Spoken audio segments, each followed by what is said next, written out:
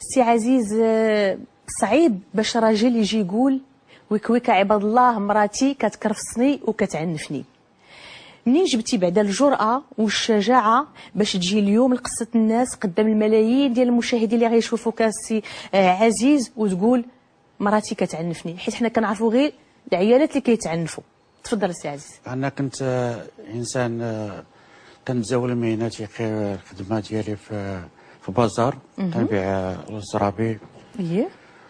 وشتا هاد السيده هادي شتا في الحومه عندنا وعجباتني، قلت هادي هي السيده اللي غتمارس معايا الحياه ديالي وهادي. والسيده بينات ليا من ربح قنطار. وقلت انا هاد السيده هي اللي كاينه. اش معنا شي سي عزيز؟ هادي في 84. اييه.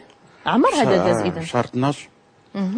وقلت هذه هي السيده اللي غادي تقوم معايا بالعمل وداك الشيء. واتفقنا وهضرنا ومشينا عند والديها ومشينا عند والدينا وهضرنا وحطينا الحروف عنه، حطينا نقط على الحروف وقبلت ليا وهادي. وبقينا هكاك، مشيت تزوجت بها واحد عام هكاك ولا عامين، حنا غاديين بخير وعلى خير.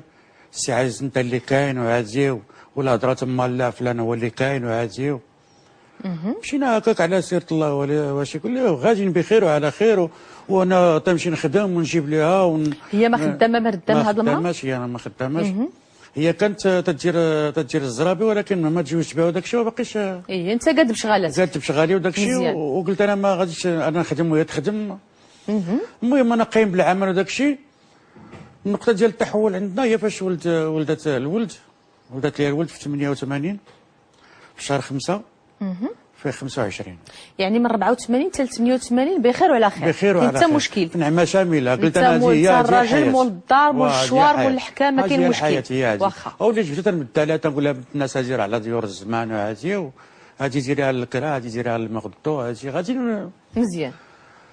المهم ولدنا الولاد، ولد هذاك الوليد دوز عندي شي 6 شهور ولا 7 شهور. السيده ولات ترجع ولات ما بقاش كي كانت. ولات كاين كيما كاين واحد شوف حاط انا شي فلوس في الماريو ديالي. ولكن قبل ما نوصلوا للفلوس الله يخليك عاودي على الوحم ديال مراتك الولده الاولى. الوحم ديال مراتك يمكن توحمت عليك، خرجت عليك من الوحم. الوحم ديالها انا شي وقت باقيش كتنعس في الدار.